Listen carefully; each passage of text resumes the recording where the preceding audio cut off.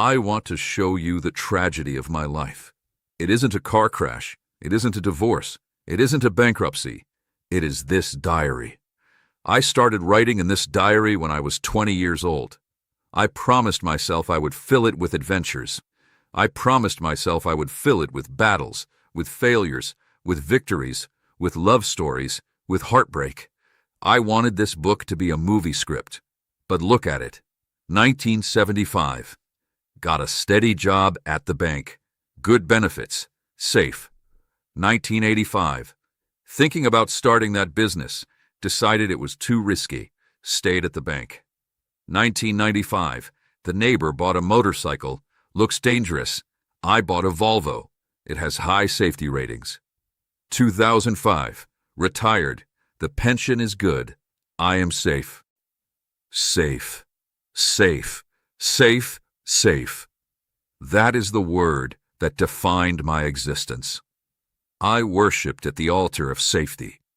I treated my life like a fragile vase that I was terrified to break. So I put it on a high shelf, behind glass, where nothing could touch it. And now I am 75. The vase is pristine. It doesn't have a single crack, but it is empty. It has no flowers. It has no water. It has no life inside it. I want to talk to you about the comfort zone. You hear this phrase all the time, step out of your comfort zone. But you don't understand how dangerous the comfort zone really is. You think the comfort zone is a nice place, a warm bed, a steady paycheck, a predictable routine. No, the comfort zone is a soft grave. It is a place where you go to die while you are still breathing. I had a friend named Jack. Jack was reckless, or at least that's what I called him. When we were 25, Jack quit his job to travel through South America. I told him, "Jack, you're crazy. You're ruining your resume. You'll have a gap in your employment history."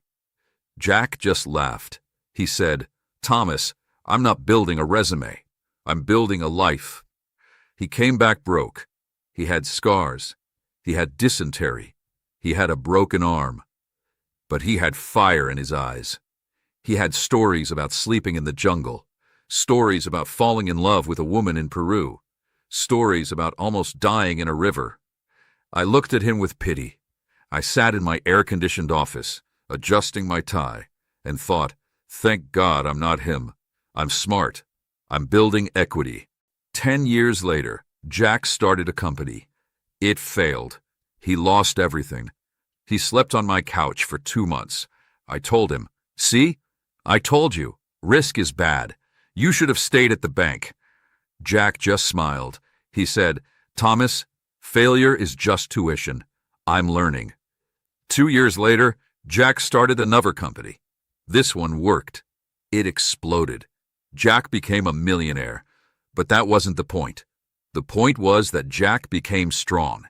He walked differently. He talked differently. He had faced the dragon. He had been burned by the fire, and he survived.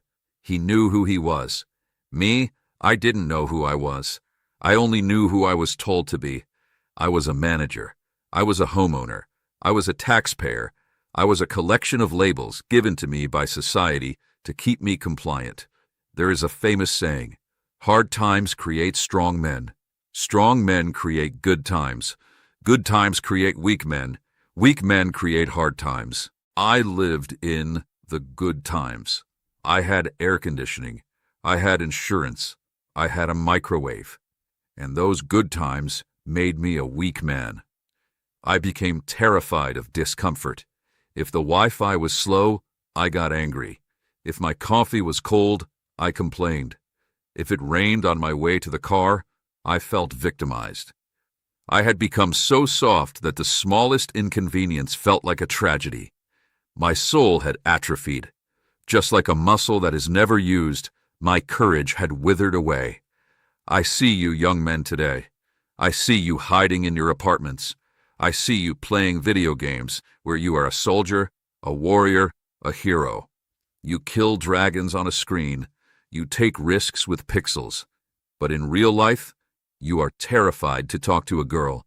You are terrified to ask for a raise. You are terrified to quit the job you hate. You are simulating bravery, but you are living in cowardice. Why? Because you are afraid of pain. You are afraid of rejection. Let me tell you something about pain. Pain is the price of admission for a meaningful life. If you want to love deeply, you must risk heartbreak. There is no other way. If you want to succeed greatly, you must risk bankruptcy. There is no other way. If you want to be strong, you must risk injury. I avoided pain my whole life. I avoided the heartbreak, so I never truly loved passionately. I avoided the failure, so I never truly succeeded. I avoided the injury, so I never got strong. And now, I am in pain anyway, but it is a different kind of pain. It is the pain of regret. The pain of a broken arm heals in 6 weeks. The pain of a broken business heals in a few years.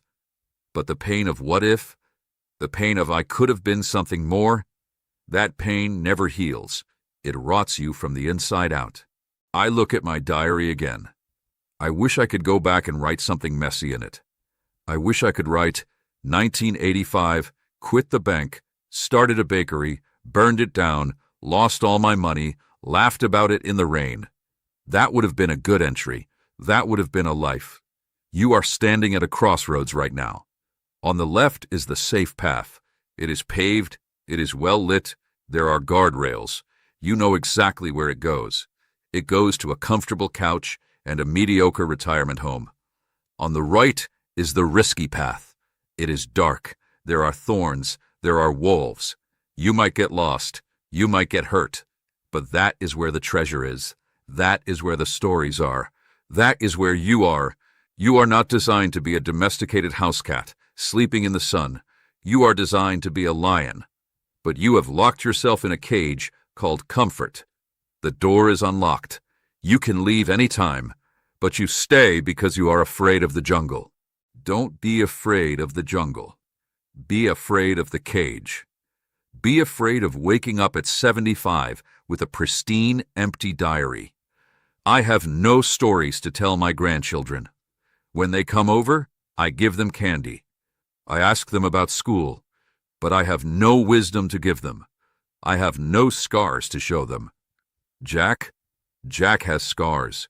Jack tells them stories about the time he had to eat a snake to survive. The kids look at Jack like he is a superhero. They look at me like I am just Grandpa. Nice, boring Grandpa. Don't be a nice, boring Grandpa. Be a legend. Be a warning. Be an example. Do something scary today. Send the email. Buy the ticket. Say I love you first. Quit the job. If you succeed, you have a victory. If you fail, you have a story. Either way, you win. The only way you lose is if you sit there and do nothing. I played it safe, and it was the most dangerous thing I ever did. I preserved my body, but I killed my spirit. Don't make my mistake. Get out of the comfort zone. Get into the arena. Get some scars, because a life without scars is a life that was never lived.